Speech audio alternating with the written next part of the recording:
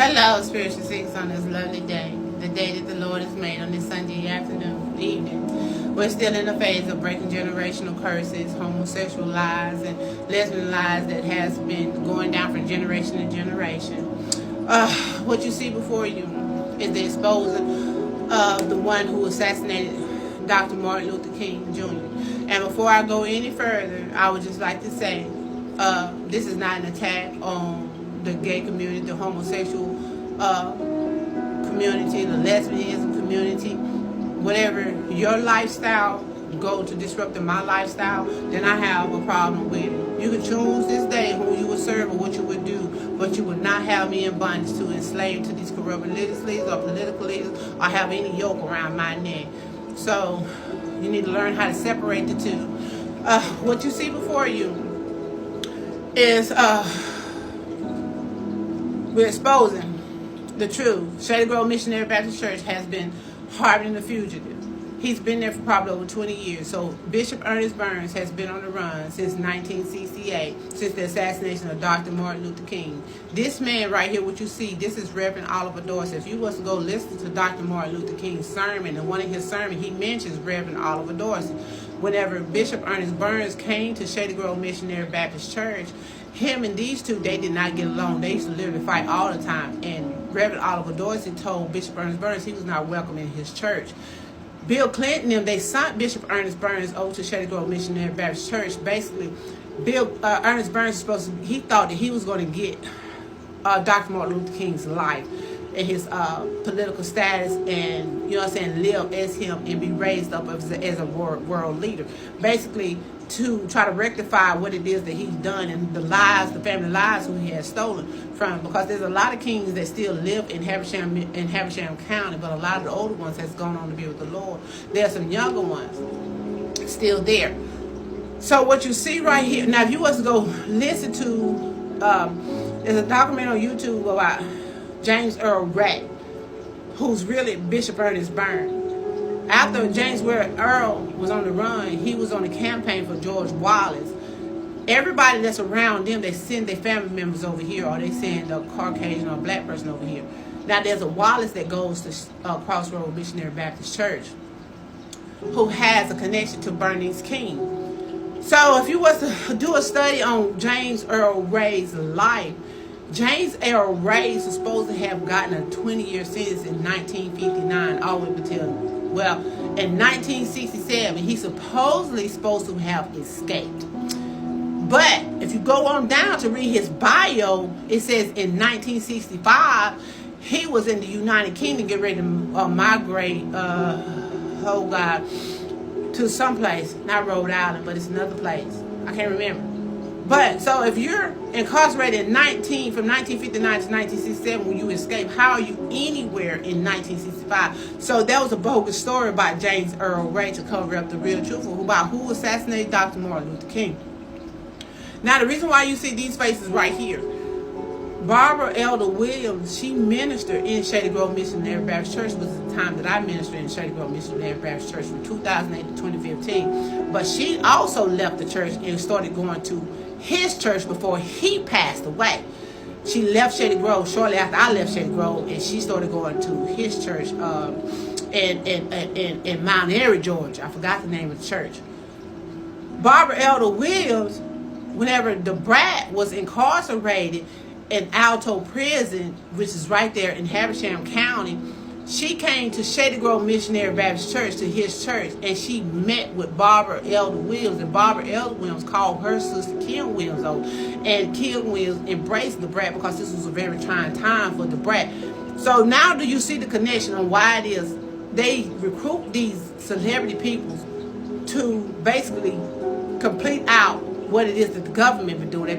The church people recruit them to go out in the community, basically to cause chaos in your life. And that's what, if you was to listen to James Earl Ray's documentary, they were hiring him to go from county to county. Now also, whenever I used to go to Shady Grove Missionary Baptist Church, if you was to go listen to his bio, he was in Birmingham, Alabama, some more places.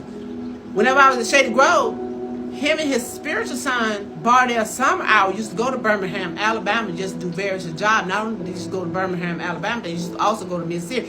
His same background track to which what he used to travel, in which what it is, they will go to these places and do like secret meetings, because he could never ever be seen with Bill Clinton out in the public. And if you was to listen, okay, if you see Robert Moriah also was Robert Rucker, who used to live in our hometown. And Dr. Juanita Bynum had dealings with Nika Moriah, aka Nicki Minaj's daddy. She was known as Juanita Rucker. That's how they get their celebrity status. They send people over here to live lowly lives. They send their families over here, set them up with jobs, and give them houses and places to live, just in case they have to come over there. Then in their house somewhere to stay whenever rock bottom hit. The reason why you see all these Joe Jackson, they could never ever literally come in person, so they will always send people over here. So Joe Jackson, they sent to Joe Gibson over here to live around us and to live with the family. So he represented Joe Jackson. James Brown, which is my mom, I remember my mom telling me about James Brown. James Brown, he also has family members over here, and they still live over here, and they trying to boost up the females to make them be famous. Vicky Birch is related to James Brown because her mom was a Brown who passed away. Sam Cooke is Tony Cook. Tony Cook is the head deacon at Shady Grove Missionary Baptist Church, which they sent him over here to be taken care of because Bill Clinton's boy toys would not let Bishop Ernest Burns live. They told him, you have to wait.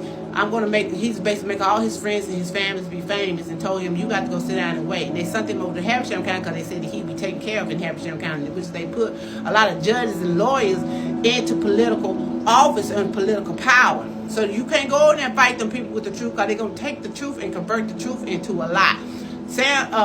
Tony Cook is the head deacon, and he's also was the county commissioner in Habersham County. And everywhere this man is, mysterious death story happened. There was a mayor up there. Basically, they sent the message to the mayor in Habersham County. This was probably around about 2016, 2017. The mayor blew his brains out. So this is the Illuminati blood sacrifice. This man told me, he said, it's the mafia. When I got ready to leave the church, he said, you can't leave the church. It's the mafia. Basically, my family, they sent him over here for the simple fact, basically, in his mind, they must use a cat's eye or whatever not to read my future. They said that Hailey will be the one. So they basically literally been trying to take out the ones that they thought had bind up the strong man, any strength or any power that would stand up. And God dropped it in my spirit a long time ago when I was in Bible study.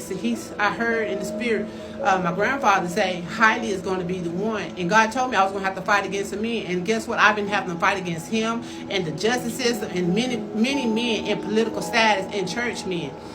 They did not want me to be ordained, but by the grace of God, I got my ordinations. I am an ordained minister. Oh my goodness, y'all. But the truth shall be revealed. And I have tried to get lawyers to go with me to fight against them, but you cannot fight against a church or a courtroom full of corrupt people, regardless of how much evidence. I don't care how much evidence you got. You could probably dig up the grave and it was sealed and signed saying that he did it. They will convert it and make it out to be a lie. These people violated my First Amendment rights and told me I did not have a right to petition the courts. And so within that fact, because that's your First Amendment rights to be able to petition. With that fact, this judge told me I was in violation and I was stalking this man after I done paid you my money to try to have this man incarcerated. I was willing and ready to take this to the Supreme Court, but each time I get ready to try to take it to court, they come up with some bogus mess. And God already told me it's going to be you that they're locking up for this man, because that's what they've been doing. They've been incarcerating people for him. He's a fugitive. They endorsed Reverend Timothy Fleming for him in the late 90s or early 2000s for Bishop Ernest Burns. So everybody they connected to, and he was on the run. So they sent the Timothy over here around me to meet me who was on the run. So the Spirit of the living Lord just basically been walking me through it and helping me connect the dots on everything that this man has been doing. The truth shall be revealed. And everything that is hidden, it shall be exposed.